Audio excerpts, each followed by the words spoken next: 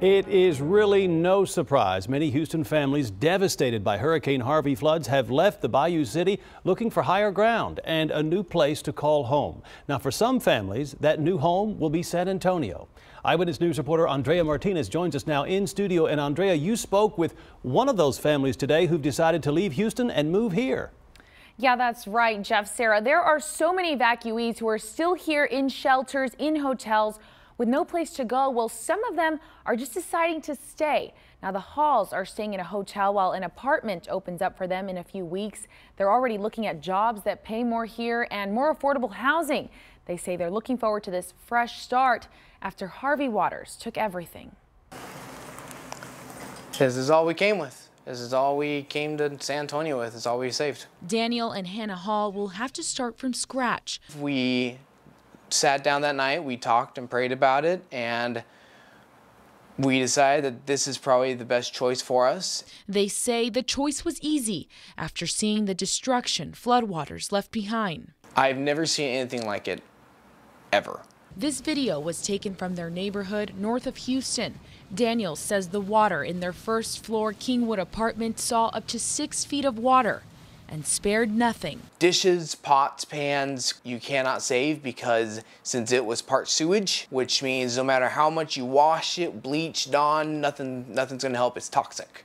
Hannah struggled in those floodwaters. She's expecting a baby boy later this year, something that landed her in a Houston hospital as a precaution, and something that will make this fresh start a little more challenging. The Halls have been staying at a hotel until their apartment is ready for move-in, but they hope to plant even deeper roots in the Alamo City. We're probably going to look for a house here, but we're going to wait a good year or two.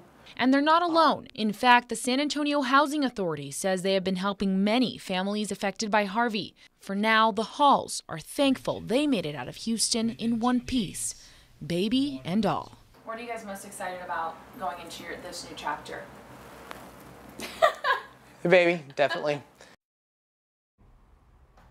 And the Halls tell me they're excited that baby boy will now be a San Antonian. Now, according to the San Antonio Housing Authority, families who are referred by FEMA or the Red Cross will receive priority on that public housing wait list.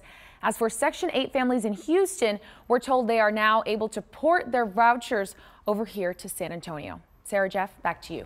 All right, thanks, Andrea. Well, as we speak, San Antonians are still spread out across Texas and even headed to Florida to help with relief efforts.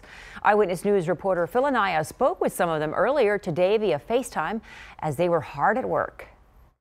The housing here has been just totally ripped apart. You were quite literally driving through massive destruction. You start seeing telephone poles laid over sideways. Then you start seeing roofs torn off of buildings. Those are all San Antonians describing what they've seen while helping hurricane victims recover.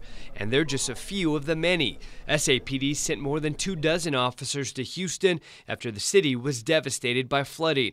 CPS Energy currently has 56 employees traveling more than 1,000 miles to Jacksonville, Florida. HEB made its presence clear throughout the Texas coast, providing 50,000 hot meals, 150,000 cases of water, and 4,000 bags of dog and cat food, on top of raising and donating millions of dollars. SAS sent close to 100 employees to Port Aransas and Rockport. These IT workers were the last of the SAS crew down there. What were the days like for you guys? 12 to 14-hour days installing equipment. The guys were climbing up the water tank. It's a 160-foot tank. So they're going up there to install radios. The Bexar County Sheriff's Office just dispatched about a dozen deputies to Aransas County. Lieutenant Augustine Prunetta told me it's an experience he will never forget. But I imagine just from what you can see over your shoulder, this must be a pretty humbling experience. Yes, sir. You have to give the people here credit, the residents and the property and business owners, for what they're going through. Aaron Lofton owns a successful construction company. His workers are helping businesses in Port Aransas rebuild. How much longer do you think you'll be down there?